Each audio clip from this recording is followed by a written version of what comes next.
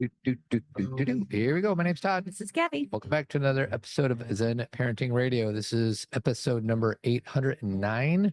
Why listen to Zen Parenting Radio? Because you'll feel outstanding. And always remember our motto, which is that the best predictor of a child's well-being is a parent's self-understanding.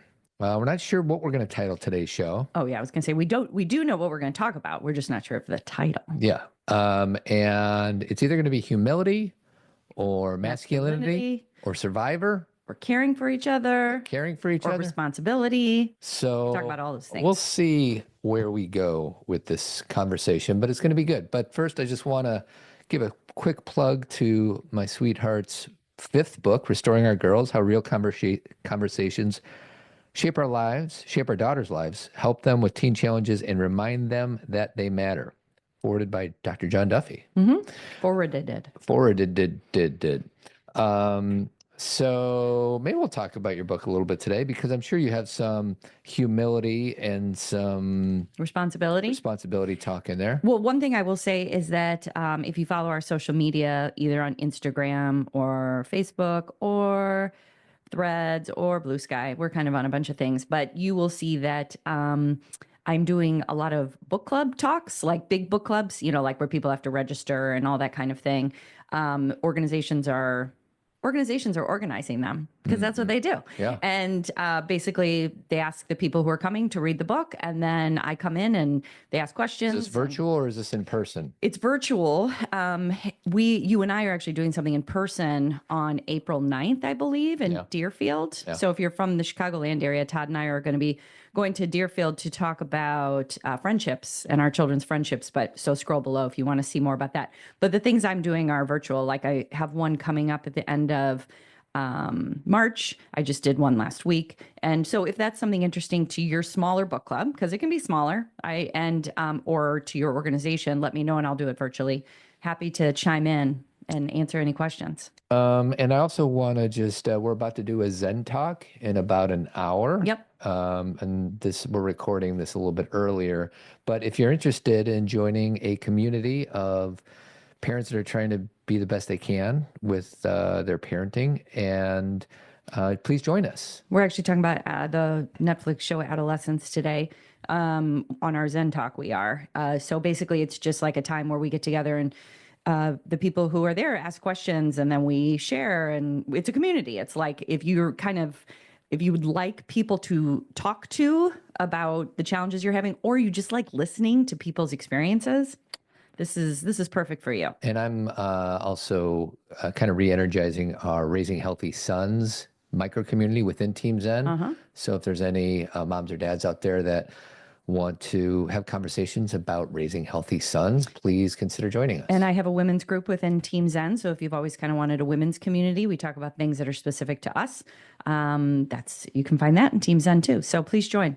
And I want to thank Kelly from Western Springs for joining Team Zen. She joined just a little while ago. So I feel compelled to have you set up the survivor clip, because I think it'll be a good way to start the show. Sure. So this show is coming. We're taping this show a few days before it comes out. So if you're listening, I will say last week there was a Survivor episode that aired that got a lot of promotion before it came out. Like everybody was wondering why Jeff Probst actually started crying for the first time in his 48 seasons of Survivor. And first thing is, I didn't even know Survivor was still on this show, on the air. Really? Yeah, because back in the old days, we would go to Channel 2, Channel 5, Channel 7, Channel 9, and Channel 32. That was Fox. Or no, Survivor's on CBS, so CBS. Channel 2. Mm-hmm. Now I barely ever turn on Hulu Live, which is our live TV. We just remember a show we want to watch. Like last night, we watched Somebody Somewhere. I just never am flipping through channels anymore. Yeah. So anyways. You miss the flip? I miss flipping channels. I do too. I miss cable for that reason, because sometimes I just go and I'd be like, what's on TNT? What's on, Lifetime? What's on TBS? And usually there was some movie in the middle that you could kind of join in. But, now we're just more literal. We're like, this is what we want to watch. And the fact that we watch Netflix without commercials, or HBO or Hulu, part of me misses commercials. Not that I like to watch commercials, but it was an opportunity to pause, to go get a drink of water, to talk to your family about what it is you're watching. And now it's just, now you can't even, you got to like have the remote close by. Otherwise, the next episode happens in like 5 seconds. And complaint, I've got a big complaint for all these companies. Don't move the show up into the corner and start another show before the show is done. Yeah, because sometimes, like on White Lotus, they're like, they'll give you like the update for next week or a behind the scenes preview or behind the scenes. And all of a sudden you're watching the show and then that little box goes up to the corner and then they're like, okay, this show's going to start. I'm like, everybody relax. And then I'm like flipping buttons and like trying to get it back. And then all of a sudden I'm starting it over. And it's all with the idea that they're trying to keep us you there watching. So like I know. I get the psychology of it, but it's also really annoying. Yeah. And stop annoying Cathy. Stop. Hulu. Stop. Are you listening? Yeah. So anyway, back to Survivor. The episode, basically, the reason it was getting so publicized is because there's a girl named Eva on this season, and she was having a really strong reaction to one of the, what do they call them? Competitions. She actually won or was able to finish it, but she was getting really worked up. And while she was doing it, she was kind of screaming and having a real strong reaction. And her teammates were trying to help her, but she was really overwhelmed. She was flooded. And then even when she finished, she was still screaming and she was flooded. So her teammates kept trying to hug her and hold her and say, you're fine, you're fine, you're fine, which we know doesn't help if someone is overwhelmed. It turns out that she had told a man who was no longer on her team, a guy named Joe, that she had autism and that even though many things she had learned coping tools, so it was not obvious to people, she still at times could get flooded and cycle and not be able to get out of it without help. She told this guy, Joe, but he wasn't on her team. And they have all these rules in Survivor where you can't go like help another team for obvious reasons. But Joe was really trying to make eye contact with her and help her because he could see that this was what she was talking about and she needed help. Thank goodness Jeff Probst, the guy who's, in charge. Am I saying his name right? Probst? I have no idea. It's like a B next to an ST, and that's just very hard Jeff, to say. What's up with that? Yeah, Jeff P. Yeah, will you figure that out? He's like on Severance. Jeff P. So anyway, Jeff finally said, Joe, do you need to go give Eva a hug? And he said, yes. So they kind of crossed that boundary. He helped calm her down. And the reason I wanted to talk about it, it was less about the survivorness of it all or the fact that Jeff cried. It's that Joe is this like big, like kind of, I think they said he's a fireman. Like he's a big burly guy, got a lot of tattoos, older, like 45. And this girl's like 24 and he has children, blah, blah, blah. And what he did in helping her calm down and in pushing the boundaries in that show, like recognizing that someone's well-being is more important than this game, was what I kept saying to Todd, that's masculinity right there. It's not just about his appearance. I just feel like that helps because the visual. Yeah. But what he did is he cared and he was powerful because he cared and he was calm and he helped her feel secure in a way that a lot of women don't experience with men, where there's like an insecurity or I'm uncertain I'm going to be kept safe here. And he had this opportunity and it just was really beautiful. Like if you watch it, it made me cry. And what was funny is in the video, and I'll link to it so you can watch it. Are you going to play any part of it? Yeah, I'm going to play a part of it. But before Joe gets involved, her teammates are like patting her on the shoulder, and telling her she's going to be fine, kind of hugging her passively. And then when Joe finally gets permission or whatever to get over there and support her, he kind of hugs her in I don't know what word would you use to describe, in a way that grounds her. Yeah, grounds her. Like she is like flailing. I think she told him, this is what I need, in previous episodes, like behind the scenes. Like it's not something that was filmed, at least that I'm aware of. But she had said, this is something that happens and this is what I need when this happens. So because he said to her, we're going to breathe. We're going to calm. He's like, let's do a hug. And then she said, hold my hand. Yeah. And he did that. Eye contact. And he's like, we're going to breathe. You're okay. And then he said, do you need another hug now? She said, yes. So he kind of knew. It's like what parents know about their kids, right? Like I know with my girls, when something gets really big or it's exacerbated or it's just, they feel out of control, with each of them, they need different things, you know. either for me to keep talking, stop talking. It just depends on the kid. It's not all the same. But in this situation with a girl who had dealt with this because she already had a diagnosis of autism. This is something she knew could happen. She already had some tools available. All right, so let's hear a little bit of it. Emotionally struggling. Clearly, there was a connection with a former tribe mate in Joe. I felt it was okay for me to suggest they hugged, and I could tell everybody agreed. But Joe, the other thing that's happening there is relationships are being revealed. You clearly have a relationship with Eva that matters to you. So why was it important for you, Joe, to reveal part of your game and go give comfort to somebody who is on the other tribe? Jeff, I want my kids watching me be. I'm going to be the man I want them to be and the people I want them to be, regardless of the game. And that's what you do. And that's who I am. So if it exposes, it exposes. But she was in need, and I would want someone to treat my daughter that way in this game. For sure, Joe. Nice job, Joe. That's right, Joe. See, it is a game. It literally is a game on TV. And, Todd and I were talking about this on our way back from yoga a little bit ago. And he said, life is kind of a game. Like sometimes we make things so big where we'll be like, I can't do that. There were people there, or I'm not going to show up and say anything. What will other people say? And the truth is, who are you? How do you want to show up? Who, meaning for people, not just visually and, look cool, but like, what is your value system? Mm-hmm. And so one thing that's so important about that, it's like I feel like people should go back and watch the whole thing. It's like 8 minutes long because you see her start to, have a episode is what she calls it, and him help and, kind of resolve. Right. And I kind of feel like we should, share these kind of clips with our children. Like this is kind of like my creative, one of the things I talk about in Restoring Our Girls is have creative ways of, and I'm putting this in air quotes, teaching your children instead of always trying to lecture them or whatever. Send them interesting things, like send them things in culture that are meaningful to you. Like, wow, look at what this person did. You're going to have to prep them though, because it is 6 minutes long and our kids are used to 30 seconds long. I bet by the time this podcast comes out, people will have cut into it and shortened it, and just because right now it's brand new, so you can only get a long clip.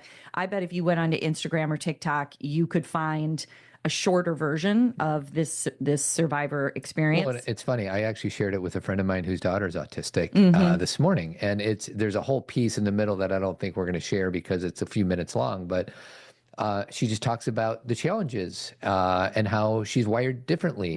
And it's just a wonderful reminder, and it helps me/us normalize autistic people. Well, and that she said, I don't think, she goes, after everything I've done and all the work I've done, she's like, I don't want to feel bad, nor should anybody feel bad about needing help. And hers is very specific. Like her brain gets flooded and she's having a hard time calming down. And so she can connect that, to her neurodiversity, and she understands the tools she needs and the help she needs. But we all have versions of that, right? We all have versions of where we need grounding because we're really anxious, or we need someone to give us a hug because we're sad, or there's nothing in that we should be ashamed of. I actually have that piece here. Okay, go ahead. And understand that this is something that I deal with my autism, and everyone who has autism should not be ashamed to ask for help and ashamed to receive it. So thank you all for allowing this to happen, allowing him to come and help me, and just supporting me in this. Yeah, there you go. It's beautiful. And then Jeff P. goes on to say that oh, sure, go ahead. To play survivor for anybody. But for you to come out here knowing something like this might happen, and then be brave enough to share your story, because there is a young girl or boy just like you watching right now going, hey, mom, hey, dad. Now you got me. I'm a parent too, and I do see it. And wow, this has never happened. But I see it too, and it's why I love Survivor. I really do. I like that, Joe may end up blindsiding you or you him, who knows? But in this moment, it's possible to have all of this work.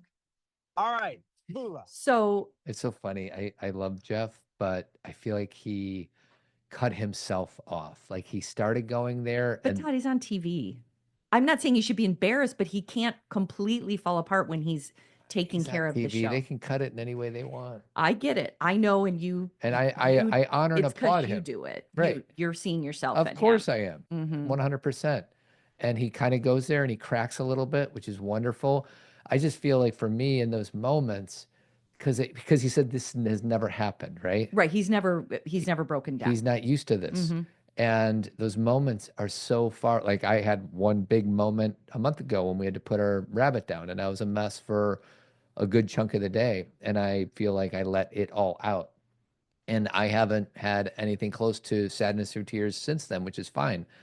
But it's just when those moments show up, and I'm talking to myself. I know. Let them go. Let them happen. Don't collect yourself so quickly. Right. And I agree with you in real life. Like, I think that is something you've been learning and growing from. We don't know what Jeff's like in real life. He may cry all the time. Right. Like that may be because I look at that, I could cry all the time. Totally so true. I need to stop myself. Yeah, I'm making up a story about Correct. Jeff. Yeah. I don't know. Yeah. But to your point, what I'll say, big picture, is his ability to say, I'm a parent too, and I feel this. That's masculinity as well, because he's feeling the caring and the connection and the depth of survivor. Like, he's like, this is why we do this, because a lot of it is, it's not just eating bugs. And do people still eat bugs? I haven't watched Survivor in so long. Probably. It's not just the things that are about backstabbing people. It's about caring for people and standing up for people and working as a team. Like, Survivor's got a lot of levels to it. So we loved that. And I just kind of feel like, you and I talk a lot about gender, and we talked about adolescence, the show, when it comes to raising 13-year-old boys, 9-year-old boys, 10-year-old boys, 15-year-old boys, doesn't matter the age, but raising boys in this culture. And as we know, there is a lot of stuff out there on the internet and a lot of stuff out there on all the social media that is intending to red pill them, which the definition of that is to make them, it's manosphere stuff. It's like to make them believe that the reason their lives are difficult, it's because of women, or it's because of immigrants, or it's because it's blaming the rest of the world instead of recognizing that they have choices every day, every moment of how they want to live their lives. So would that be a good transition to humility? Because the opposite of humility is to blame and not take responsibility, right? Absolutely. But let me finish that thought of what my point was in saying that is, I feel like these are the kind of little clips or pop culture examples that we can be feeding to our kids. Even, I know a lot of you may have like things at the dinner table, like we don't have phones. I totally get that. We don't do it either. But maybe to be like, I want to take 2 minutes at the dinner table and show you guys this clip. Sure. Isn't that amazing? Maybe you do it before bed, whatever, depending on what your rules are in your house. But I feel like we have to, as parents, be making an effort to demonstrate our value system too. And not just like, one of the biggest parts of the show Adolescence was the fact that in episode 4, the parents finally have a sit down in their house and they're crying and they're talking because Jamie decides to plead guilty. And so they recognize their son who killed this girl, and they recognize, they're like, how did we raise this person? Right? How did this happen? How did this happen? Because then the mom keeps saying, we made him, and they start talking about it. And he's like, I got him all the things he wanted. He was in his room. We got him a computer and he was in his room. And I thought him being in his room was safe. And sometimes we're like, as long as my kid is in their bedroom, they're safe. Well, what are they watching? What are they experiencing? And I know we can't control all of that. Todd and I have been talking for 15 years. We can't control all of culture, but what's in our control? Let's show our kids things that demonstrate our values. Not just in pop culture, but in our real lives, how we're treating people, what we're saying at the dinner table, what are we role modeling for them? Are we trying to toughen them up and make them become assholes? But sorry, I know this is a non-explicit show. You're making me do post-production. Do you have to editing. Really beep that out, that word? Well, I don't think I have to, but I think people can flag it saying this is supposed to be non-explicit, and then they could say, hey, Apple. Don't flag me. Don't flag me. Yeah. All right. Don't flag me. Okay, then bleep me out. But My whole point is that let's give our kids something to strive for, Yeah. and show them what our family values are. Okay, Todd, go ahead. Well, we woke up this morning thinking we were doing a podcast on humility. Yeah. And I honestly, my relationship with that word isn't really good because I always really confused it with humiliation. Oh, right? interesting. And it's getting harder and harder after doing this every week for 15 years to come up with a new term for us to talk about. And I think over 15 years, I don't know if we've ever really talked about humility. I'm sure we have, Yeah, we have. through certain lenses, but we've never dedicated a podcast to that word. Yeah, I think that might be true. We may not have a podcast that is called humility, but I know we've talked about it because it, opposite of you, it's one of my favorite words. When I'm writing, not only am I trying to have my own humility, but I talk about the importance of parental humility because, we can use the word humble, but there's something about humble that feels so passive. Humility to me feels like understanding you don't have all the answers and being open to new ideas and living life with curiosity. I actually just did a search because in Team Zen, you get this app and you can put it in the search box. And I just typed in the word humility. When you say, explain that better, you said you get this app and you can put it in the search box. We have an app called Circle. Yeah. And you get access to this if you join Team Zen. Yeah. So in it, there's a search box and I'm like, humility, have we ever done? Turns out in 2018, 7 short years ago, we did a podcast called Humility and Procrastination. No, I have no recollection of that. We did a Zen talk called Humility and Vulnerability Are the True Definitions of Intimacy. We did a podcast, 323, The Process of What It Means to Have Humility. Giving up control, it says. Public shaming. Yeah, we've done a lot of things on humility. Yeah. I had no idea. Yeah. So yeah, it shows up a lot. I have no idea. All right. And I think part of the reason that we started talking about humility this morning is there were some things, again, when you're listening to this will probably be news from last week, but there's some things going on in our government where there's some people who made some big mistakes. And instead of saying, yes, this mistake was made, they're using an old, defense mechanism of just deny everything. Deny and blame. Deny, blame. I don't know. You're the bad guy, not me. It's so old and hacky. Like we all know. Like it's so dumb. And we don't even have to be like taking political sides here. Like Todd pointed out to me this morning when I was talking about this, he's like, it's not good business for any politician to ever take accountability for a mistake. Except, and I get that, and I get we play with language around that, right. But it's so dumb when we have the information right in front of us. If I heard a politician take accountability, I'd be like, I want to vote for that guy or that girl because she's taking ownership over her stuff. That's what I want for me. That's what I want for our kids. And for whatever reason, the system that they're in, they think that that is political suicide. But I will say this experience from last week was extreme. Of course. Okay, so we're not talking. I don't want to do a both sidesism right now because we're talking about like information that is being shared not in an appropriate way, and that we all know what happened, and we're all getting this information. Very obvious that there was a screw up. Exactly, and everybody's deflecting, and I'm like, God, it's so. How do we teach our kids to take responsibility and have humility when the people at the highest levels cannot even learn something, that their whole business is in shame and blame, or they don't have shaming other people. And I see this, and again, this is why this connects to me to the discussion about masculinity, is because this whole like overpowering, I win no matter what, you suck no matter what. It's so, win at all costs. Well, not only is it exhausting, it's what's the end game here? Like there's no, and I'm not even, take it away from politics for a second. Like you're having a discussion with your partner and you're like, this happens a lot with people who have a lot of narcissistic tendencies where they're like, I'm going to win, you're wrong. I'm going to show you how you're wrong. Well, that's not true because you use this word, like people who like have no ability. It goes back to when we're 6 years old as guys and girls. Vulnerability, which is what we're talking about, is a weakness. Right. That's what we're taught. It right. goes all the way back to first or second grade.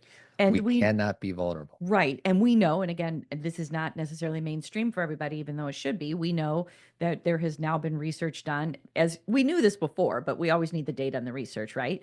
Is that we know that vulnerability is actually the first sign of strength, because vulnerability is the ability to really see something, to recognize an ability to learn, to stay curious, and to take responsibility for your behavior. That takes strength. That vulnerability in that way is like, we'll put it on something a little more like pop culture and basic, which is like Eva in that clip that you played. That's vulnerability. Sure. That's owning who she is and saying, this is what I struggle with, and this is what I do to maintain myself, and I need to ask for help, and period. There's a vulnerableness to that because now people know that about you, and but the ability to own yourself in that way that's power. Yeah. Now, I understand many of us hearing that and looking at the world, we're like, well, there's a lot of people who get ahead who try to overpower.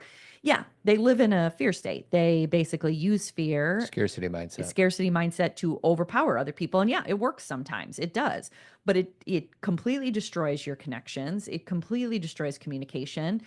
There's no intimacy in it. Nobody likes you. You may have a power position, but it's not like people are like, wow, what a great person.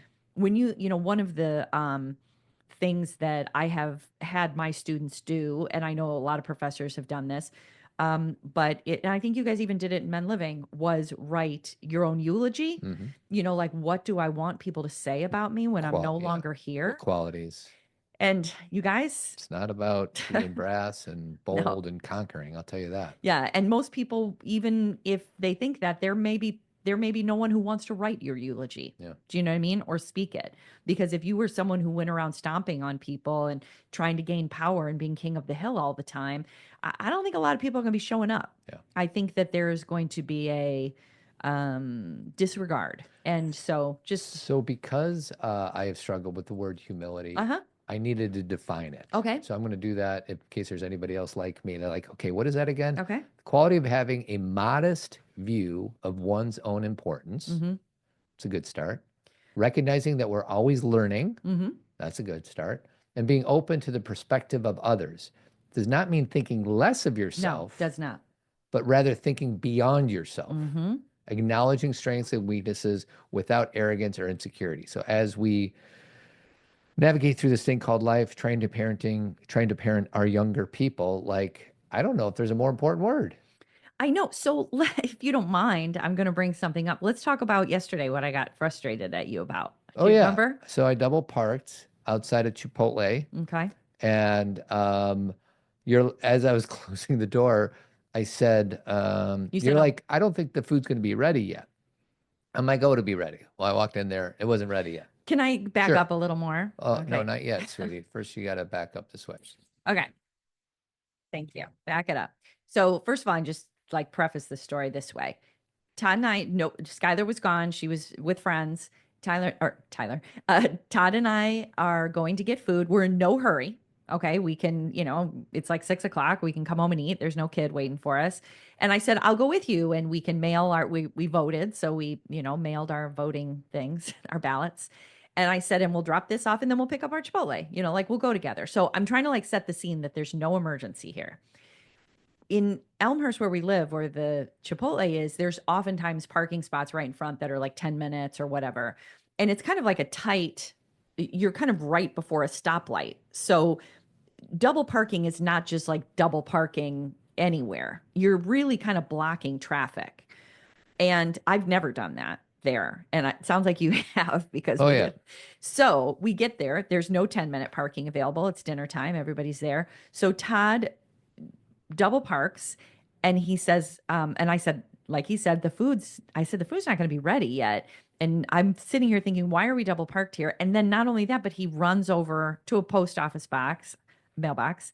And I always say post office box, and drops off our ballots. And so he's like doing errands while I'm double parked. Yeah. And I'm in the passenger seat and there's people like trying to get around us. Okay. So now you can go.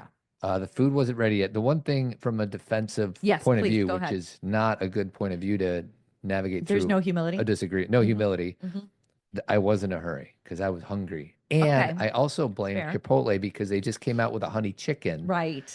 which is really good. Right. So it's their fault. It's their fault for having honey chicken. Right. And I was so excited because I got the burrito I wanted. Right. And I was ready to eat that burrito.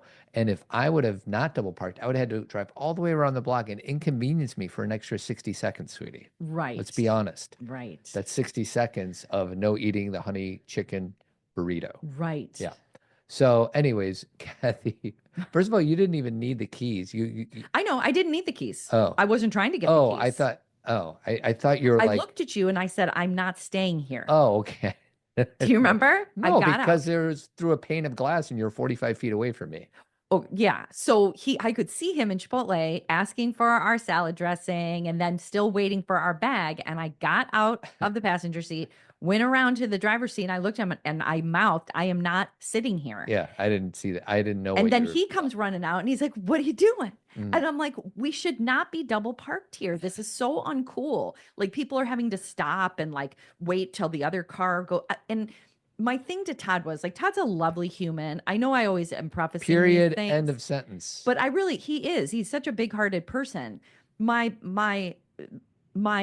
stretch for him would be, he still though has a mindset I got some Al Adams in me. his dad. I don't even want to bring your dad into it, but Bring him yes. in. But yes, I'll let you bring My your dad dad into it. was a fan of breaking rules. And he was for a living. A police officer. Okay. Very entitled. So yes. So there's this belief system that if Todd wants something, he's going to double park and go get it. And I don't live like that. That's not a parking space. And if everybody did that, then we would have chaos. We'd have anarchy. And people are like, yeah, but I can do it. And that to me is short-sighted. That is like, if there was an emergency, like we were driving, I was giving birth to my third daughter in the backseat of our car, and Todd was driving 100 miles per hour. I was literally like pushing her out in the backseat of our car, and I was like, go. You know, there are times when I understand speeding and double parking, and like there are emergencies. Like there's always room to break a rule. We were talking about breaking rules before too. We were, yeah. There's always space for that because sometimes it doesn't make sense because we're talking about the health of someone. Honey chicken Chipotle. But we do not need to double park and act as if we're more important than everybody else.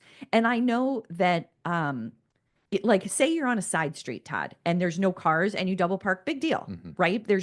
It's not about double parking. That's situational awareness. Thank you. Beautiful. It's situational awareness because I, of course, have sped double parked. I'm not perfect, but I also felt so uncomfortable sitting in that car while people are having to navigate our entitlement, right? Yeah. Like it's just not like if the girls were in the car, I wouldn't want them to learn that.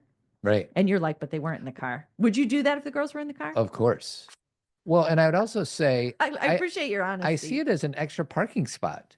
Now, if there was, I understand it's not. But if a car was already doing what I was doing, because that does happen. You're like, nobody ever does this. That's not true. People do that. Okay. When that happens, I'm like, oh, bummer. They got the fifth parking spot. Wow. And I would never park in front of them because like that's a little too much. You're like close to the stoplight then. Right. Yeah, that's too close. But this is you just go around. I get it. I mean, I think what I love about Todd in my discussions is depending on the mood he's in, he's pretty receptive to the things and I'm not saying, don't you ever do that. I'm not his mom.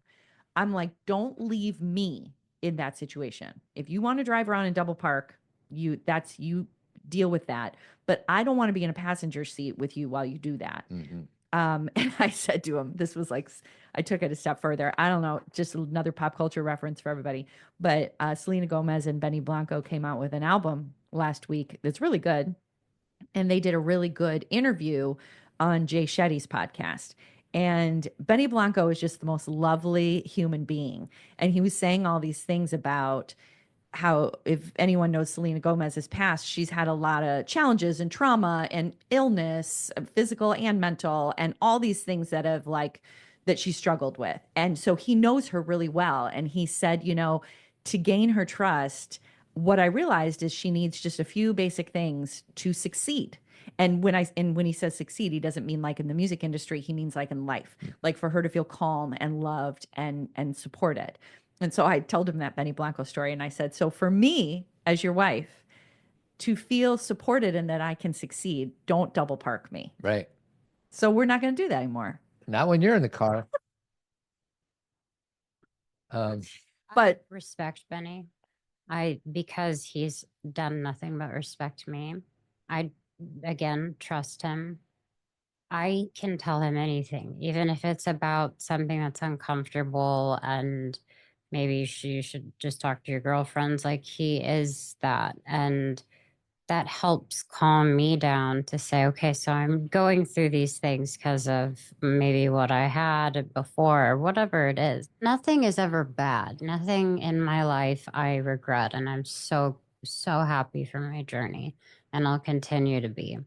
It is a lesson that you have to. I don't know if that's the part, but that's Selena. Yeah, that's Selena. Yeah, but the Benny part, I say just everyone go listen to the podcast because he's just a lovely human. It's not about, oh, he's the best boyfriend or best fiance. It's just he's a kind man. Another version of masculinity, Todd. Mm-hmm. Like we're like, that's another, if you guys want your sons to hear from a man who is like, how do I love this specific woman in a way that she feels it? This is a good, and Todd and I have discussed these things before because I've sent him like clips or TikToks where I've been like, this, I love what this man's saying and doing. And Todd has reported back to me, you can speak to this part, but you're like, this may not fly with men because it sounds like a happy wife, happy life thing. Yeah. I have an aversion to that. I hear that phrase all the time. A bunch of guys say that to each other. Happy wife, happy life. Right. Dismissing that we also have wants to be happy. Like right, you have needs too. Our happiness is subservient only if our wife's happy first. And that seems like a very unequal way of being in relationship. Definitely. Do you think that there are times when it just means if I listen to what my wife's needs are, then things are, which is kind of in my world, elementary, really basic. Yeah. That for some men, that starting that process, actually they're like, oh, our relationship's better because I'm listening to her versus, because I think the way you're hearing it is it means the woman gets every need met. It's just a trope that I hear all the time and it annoys me. It's funny. I was on with a client 2 days ago and he and his wife have a lovely relationship and they have disagreements. Welcome to being in a relationship, right? And he's working on himself, and I judge that his wife may be not working on herself as much as he is from a reactivity standpoint. I said, dude, and once again, whenever I say anything to my client, I'm saying it to myself. Dude, you have to lead.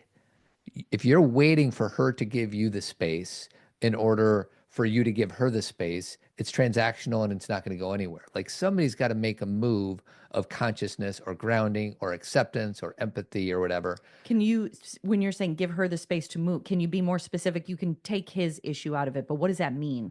Explain. It means that if he is waiting for her to show up, be empathic towards his crappy day at work. Got it. In order for him to be empathic towards her crappy day at work, then you guys are just going to keep butting heads. Somebody's got to shift in the relationship. And I'm like, you are on with me right now. You are studying, you're doing homework in between sessions. You're on with me every 3 weeks. You are putting yourself in a position. I said, anybody could be loving to somebody who's loving them. Sure. It's much harder to be loving towards somebody who's treating them out of a place of reactivity. That's the sweet spot. And this is probably an unfair thing, but there's times when we as human beings are tornadoes. Tornado is a highly reactive person going back, I'm reactive in this moment, but really it probably has something to do with happened 30 years ago that I haven't resolved yet. Can I hold the space for you when you're having a really crappy day that has nothing to do with me? Or maybe it does have something to do with me, but can I not attack? Can I not defend? Can I not withdraw? There are times when I do have the patience and the empathy and the consciousness and the responsiveness to do that. And then there's other times when I'm also having a bad day and I can't give you any of that space. It's a dance. Yeah. And the only times you and I ever get in trouble, and when I say trouble, I mean like disagreement kind of spins in the wrong direction, is when we're both in that place. Usually one of us is in a place where we can hold that for the other. Yeah. Anyways. Yeah. I would say that there's a lot of things that you said there. I think I'm going to go back to the happy wife, Sure. happy life thing. Yeah. I think you don't like the energy of that language. I don't. That makes you just like there's It's a certain very words. bro-y thing to say. It's not that I don't like women for it. I don't like when guys say that. Totally. Yeah. And so like I honor that because I feel the same way about words. Okay, can I take something into Severance? Sure. Okay. So in microdata processing, anybody who's watching Severance, we know that Mark S. He sits at a computer and he like takes numbers and then puts them into a box. Okay, that's what he does all day. We now have the information. Sorry, this is not going to ruin the show for you, but those Severance moment on Zen Parenting Radio is that all of those numbers have a feel. They feel like something, okay? And then they like put them in the right box of whatever they feel like. Okay, that's how I feel about words, right? Like I totally, when they were explaining that on the show, I'm like, oh, I get that. Like where you're looking at something or you hear something and you're like, ugh, like words have energy and you're feeling in that language, like this doesn't sit right because it has a hint of either sacrificing yourself or being pacifying to your wife. There's something in it that's not healthy. Well, for me, first of all, I love the Severance thing because you're right. But the energy I get from when guys are like, well, happy wife, happy life. It's them basically saying my wife is a nag. Yes. See, this is the thing. I think that why I wanted to clarify this is sometimes it can sound like you're saying, no, the guy deserves to be happy, which is true. That's also true. That's also true. Like, of course, a relationship is about two people, but really what you're saying is there's a passivity and an inability it's almost like, okay, honey, you know what I mean? Like she's a nag, but I'll just make her happy. Well, and the passive and for the guy, like, no, have a conversation with your wife of what it means to be in an equal relationship and investigate even that phrase. Like, why would you subscribe to something like that instead of being like, well, happy wife, happy life. That's just the way it is. Like, no, create the relationship that you want to have. And I feel like maybe our new thing that we can say, it's not really new because people say it all the time, but it's us against any problem. Yes, we're in the same boat. We're in the same boat. So it's like, I like the idea of, understanding that if you're, and again, there's so many like components to this. It's so gendered and it's so like, depending on what your work is. Like if a woman is working in the home and she's with the children more and she's taking care of the, most of the emotional labor or whatever, there is an understanding of part of my job as a partner is to help take care of her so she can take care of these things. Yeah.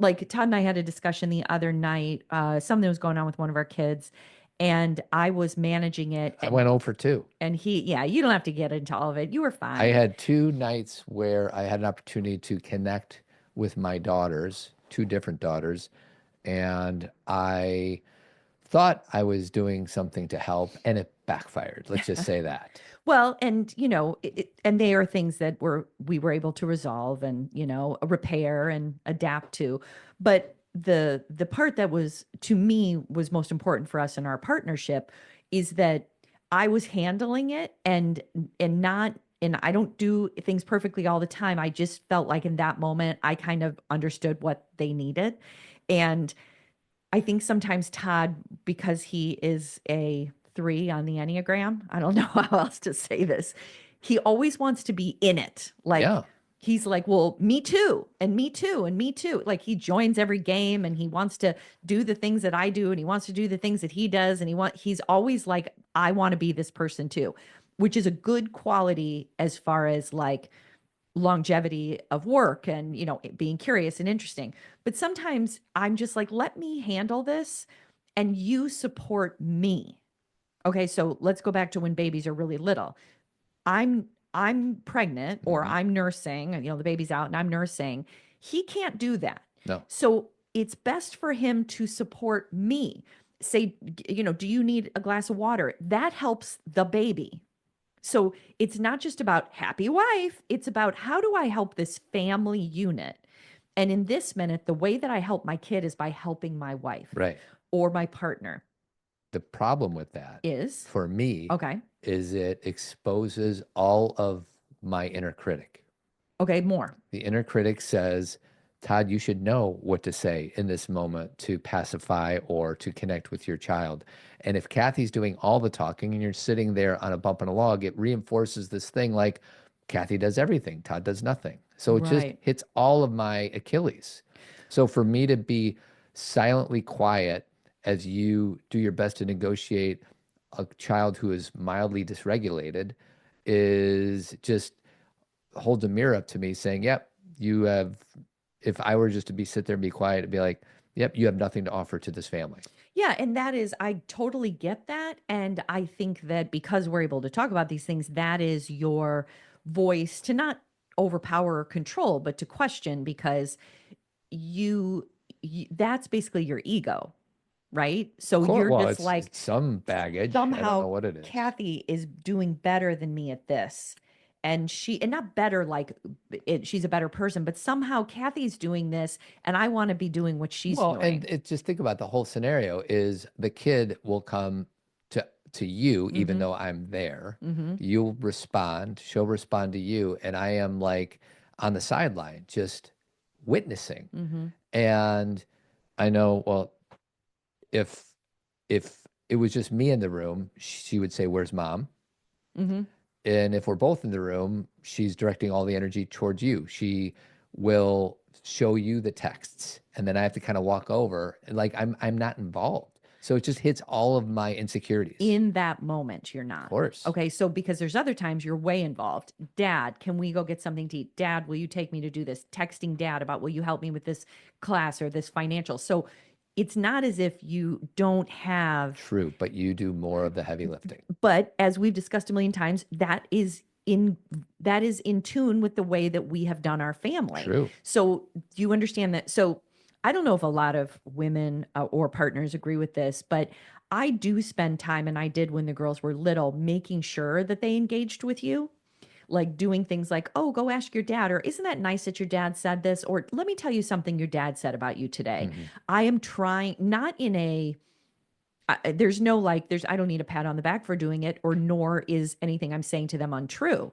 It's just, I understand the importance of them making sure that they understand what you think and do. Sure. You know, like your dad sent me this text about you today. Isn't this so sweet? And I engage with them about their relationship with you. And even though you're probably like, well, you already get plenty, you can do that with them. Like, I'm so glad you were able to tell your mom that. I like talking to your mom. Do you like talking to your mom too? You can connect with them through the way they are with me. Right.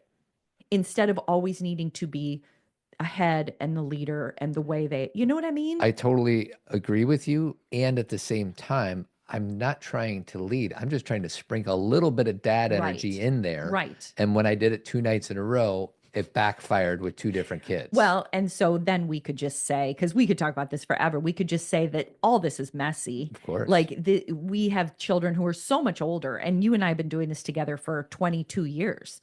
And there's no like, so now we do ABC.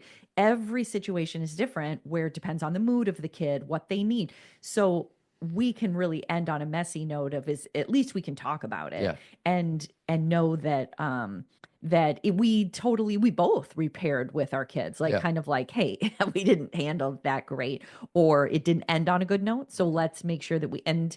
And I know that that's intimacy too. So sometimes when you or I make a mistake with the girls, this so beautifully weave right back into what we're talking about, us having the humility of saying, I didn't do that well. I want to tell you that I have your back. Everything you said last night, I value. And that's all you need to know. Yeah. And I should have said that before. And that repair does 2 things. Number one, it keeps that experience from being traumatic at all, because they won't remember that. They'll remember the repair. Sure. And number 2, it's like a deeper connection with them, because they trust that we have the humility to see. What's funny about repair, and I did repair, I thought, relatively well with the second one. Not sure if I did as well with the first one. Not sure if I needed to repair as much with the first one. But what's interesting about initiating repair is, 1, it takes vulnerability. Yes. But 2, when I get reactive or below the line or say something that lands really poorly, it's actually probably not me talking. It's the younger version of me that wants to be seen. So all of a sudden I regress to childhood. And so now it's one child, happens to be a 52-year-old child, talking to another child. So there's two children talking to each other. And it's hard when you have some type of regression like that to initiate repair. Then I have to kind of calm down, figure it out, get grounded, like, no, I'm the 52-year-old man here, and it is my job to repair with this 20-year-old woman. And it's just hard to do that when we get activated, when I get activated. Well, it's hard in the moment because you're activated. But if you wait a few hours, you're not activated anymore. Exactly. And I think if you can let it go. Yes, I think one of the kisses of death, that's kind of an extreme way of saying it. I think one of the challenges that I see a lot of families face is their belief that they're going to fight, say negative things to each other, and then just let time create a distance between what happened and the present moment. And so then you can move on because nobody's thinking about that thing. But the experience of having a fight or saying something to each other that's really heavy or negative, it's an energy. So it lives in you and in the kid. Sure. Like, it doesn't mean that all of it's going to be a trauma and that they're going to drop out of school because of it. It's not always that big of a deal.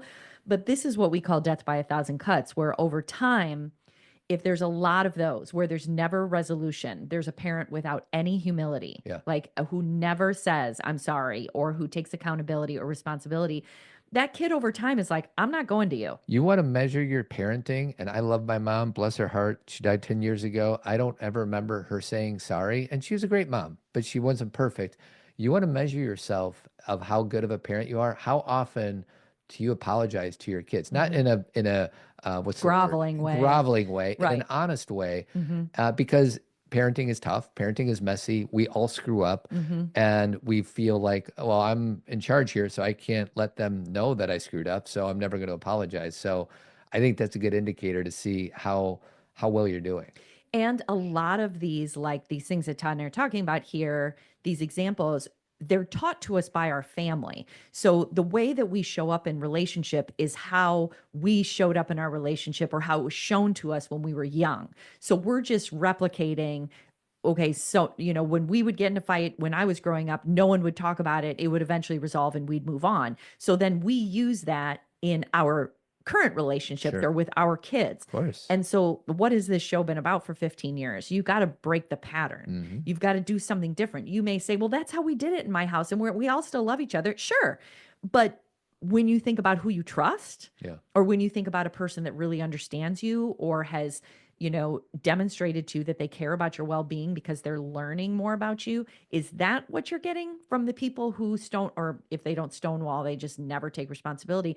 That's a break in connection. Truth.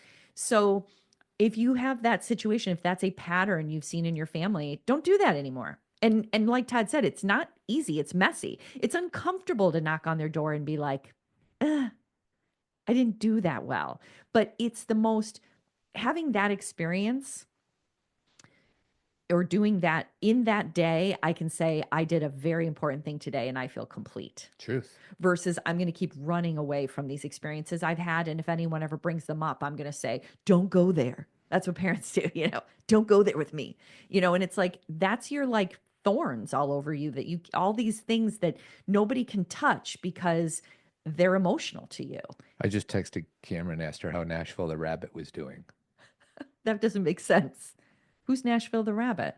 Remember on my repair with Cameron on Sunday morning? Yeah, that's the name of that rabbit? Well, it was the disagreement was about something that had to do with the city of Nashville. So I came in with the intent to reconnect, apologize, own my peace, and I bought a little stuffed animal from. I think Nashville's still here. I think Nashville is tucked in. She didn't even her bring bed. it with her? Well, don't look at that way. You know what? I'm going to text her again. Don't. It'll make her feel guilty. She has all of her stuffed animals except for one here, and they all mean something to her. So don't read into that.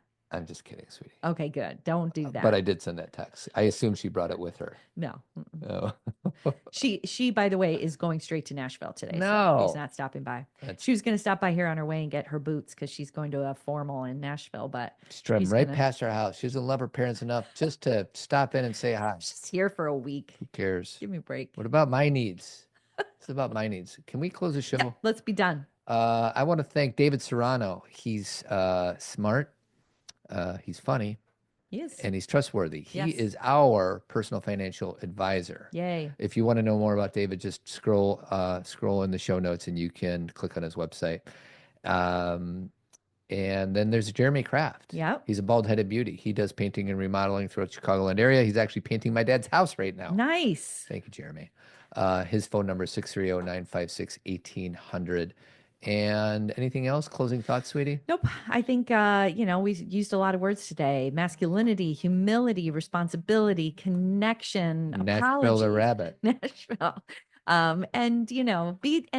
With all of this, all these deep things we're talking about, self-compassion. Yeah. It's messy. This isn't easy, but it is something that we can at least have an arrow pointing in that direction where we're like, this is what I want to do. We'll practice together. Keep trucking.